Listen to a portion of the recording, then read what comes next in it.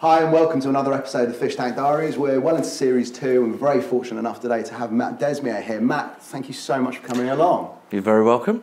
So, Matt, you are, it's kind of a hard one to describe because lots of people see you as, coach, mentor, business owner, events manager.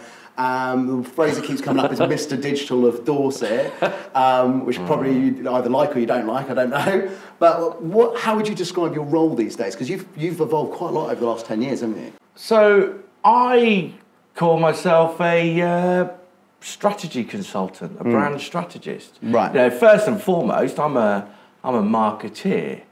So what I do is I work with brands and organisations helping inform their next big decision. Right. So that sort of is what I think I do. I'm kind of aware that the outward perception of a lot of what I do is very events-based. Yeah.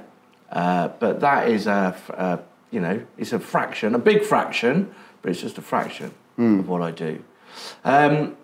It kind of boils down into three areas. Okay, right. It's I offer clarity, insight, and inspiration. The clarity stuff is the mentoring. It's working with business owners and teams to check what they're doing, to guide them through what they're doing, and maybe if they're on a project, I'll jump in as part of a team and work through some stuff there. Insight, I do a lot of workshops. My background is as a service designer. I did a few years at the Design Council as a design associate running service designs workshops. So I do a lot of those workshops, and that is where the branding stuff really comes in. And then the inspiration is events. Right. So I do Silicon Beach. Yeah, which has really gone from strength to strength because you're operating around the world now, aren't you? Yeah, funny. Started as an accident, but as a lot of great ideas quite often do. Yeah. But the Silicon Beach is open source, but I also work with companies and organisations, helping them curate their stuff, and I go and speak at events. I offer routes to inspiration. You went to university down here, didn't you? Did you go to university in Bournemouth? Yeah, look, I was a late bloomer. Right.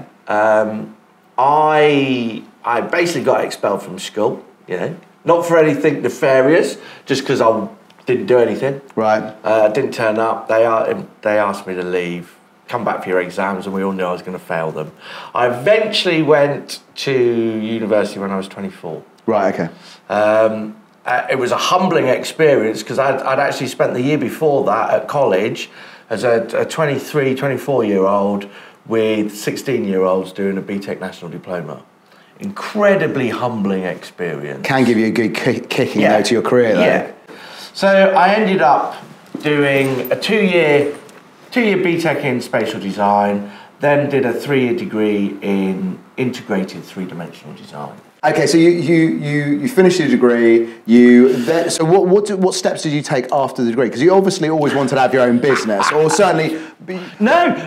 Did you have problems with authority? Because I can admit that I did, and I had to work for myself as soon as possible. No, so I can remember a conversation when I was in the sixth form before they'd asked me to leave, and we were up in the common room. I rarely left the common room. We were up there talking about what was it you wanted to be when you were grown up. And I genuinely... Do you know what you want to be when you grow up? At the time, I wanted 2.4 children, a briefcase and a Mondeo. I wanted a structured life. I wanted the average thing. I just wanted to get in a company car, wear a suit, go to work, come home, and have a family life. I can't believe anybody watching this who knows you would ever believe that was going through your head. Well, they all laughed at me when I said it at school, and I don't think anyone believed me then. But, working for myself was never a thing that I'd considered. So what's a normal work? Is there such a thing as a normal working week for you these days? No. Look, I am in a very comfortable position. I'm in a very privileged position that I don't work for anyone, I work for me. And I get to pick and choose the hours I work, I get to pick and choose the kind of works I do because a lot of what I do is stuff that I've decided I'm going to do. Right. So a normal working week will see me up in London at least once a week. Will see me working out of a client's office once or twice a week.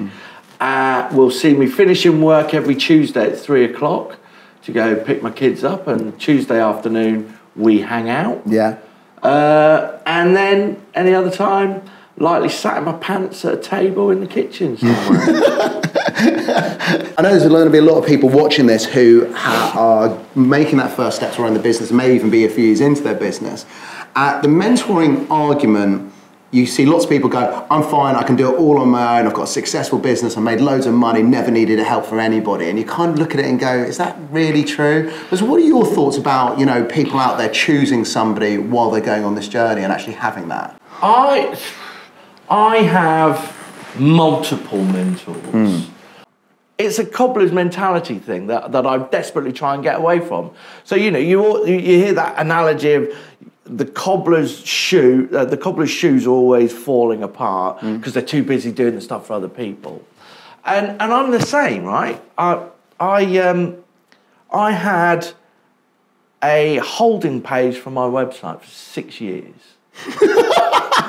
Single page holding page. 6 years. We'll be back with you shortly. It's not much better now. It's switched to a Tumblr blog.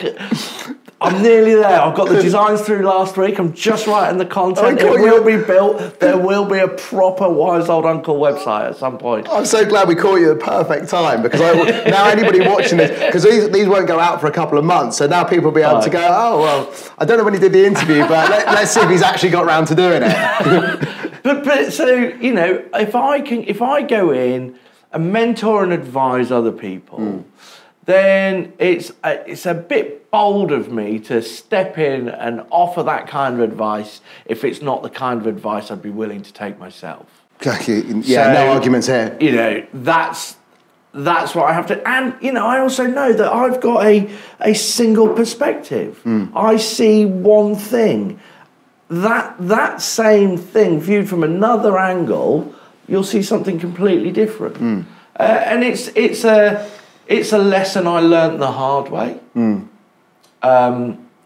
When I did the first Silicon Beach in 2011, I was there thinking, I go to so many conferences, I get all of this great information and inspiration, and the networking is incredible. I don't understand why all of these, this was at the time when MeetDraw had been up and running, and I was kind of one of the guys helping push that forward. I knew that there was 200-300 agencies. I knew the value that they would get from seeing these people up on stage. So I created a conference, and I had to give most of the tickets away. I just assumed that the audience would be like me, and they would see the value in £99 for a ticket. They would see the value in giving up 2 days out of their studio. If they were given enough notice, they could plan it in. It just seemed like a gift I was giving to people. And ironically, it became a gift I gave to people. I lost a lot of money. Best part of £10,000. Which at early stages is a real kick. Well, considering the reason I'd set it up was because I couldn't afford the £1,500 to go to someone else's conference. I might as well have just gone to the other conference, and I'd be £8,500 better off. Wow, that's incredible. But I kept it going, and here we are, like 8 years later, and Silicon Beach 2018 will be a festival of fresh thinking. So there is a day focused on the small business community of Bournemouth. Yeah. How can we put in front of them people and ideas that they can action in their businesses straight away, that will make a positive impact on their business? How can we take some of these subjects that they will see or hear on the news and make it understandable for them and in a digestible format? So that's day one. And then day two, we'll have a load of workshops related to that.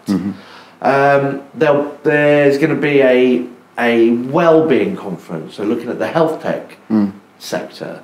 And then I'm going to introduce a sort of future of the industry. The advertising and marketing world, the digital world, is changing at a rapid rate. So you've got the likes of big advertising holding companies like WPP and Publicis and Dentsu and those guys whose stock price is falling. Yeah. You've got this rise of the specialists, lots of small independent companies that want to stay small, want to stay agile. You've got all these different tools that are coming out on the market. So this idea of a full service agency, either that full service agency has to employ 200 people or it's a myth. Yeah. If it's a myth and a company is out there promoting themselves as full service, they're hiring in freelancers, they're whacking on 30% and the client's paying for it. So there is this changing shift in the marketplace where clients are becoming much more informed as to how they buy creative services. I suppose there's still a number of people out there in business that like the idea of full service only because they get to write one check and deal with one person that's managing it, and that's a comfort blanket, yeah. I suppose. But if there's a team in Bournemouth, Octopus Farm, Michelle and Mike, their whole point is they will be that one point of contact. They will be the team that take that. But they will be very open and transparent about, we're working with these guys, these guys, these guys, these guys. They're doing that, they're doing that, they're doing that. This is what you're paying them. It will just come through our books. We'll manage that. So they have an open book policy. Yeah. And that's happening. That's not just down here in Bournemouth. There is the Form Break partnership started by Amelia Turode, who used to be Chief Strategy Officer, I think, at Saatchi or M&C Saatchi, or one of the big agencies. She's now started the Form Break partnership, and they're doing exactly the same thing.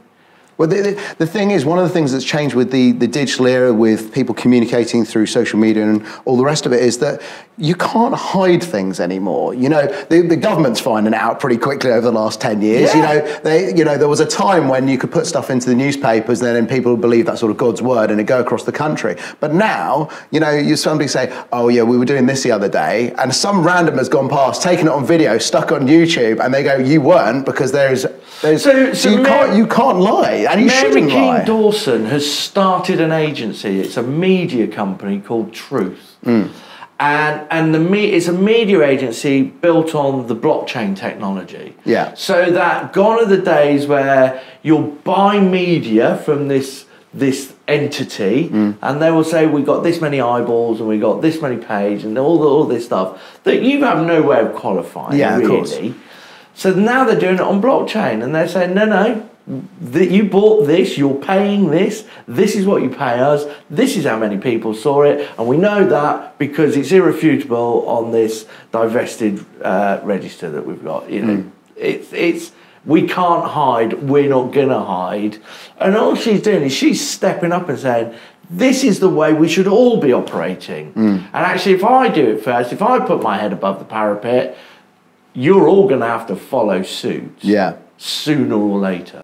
Matt, thanks so much. I think that's really, really good, valuable lessons there for people to take away. And yeah, we're definitely going to have you back again, because I think there's a lot more we could talk about. Yeah, I can just keep talking.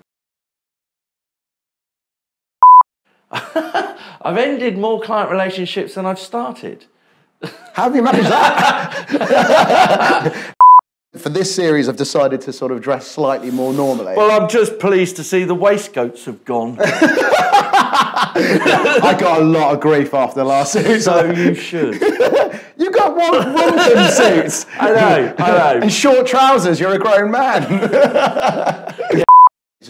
For an apparent extrovert, I'm quite a shy, retiring person. I don't believe that for a second.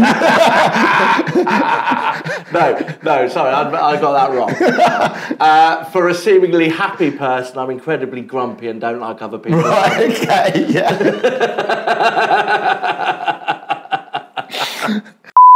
I'm not that old. I always thought I was boyishly good looking. So if Oh. And that's how these things work. I love your shoes, man. They are great. I was sponsored by them. They gave them to me. Really?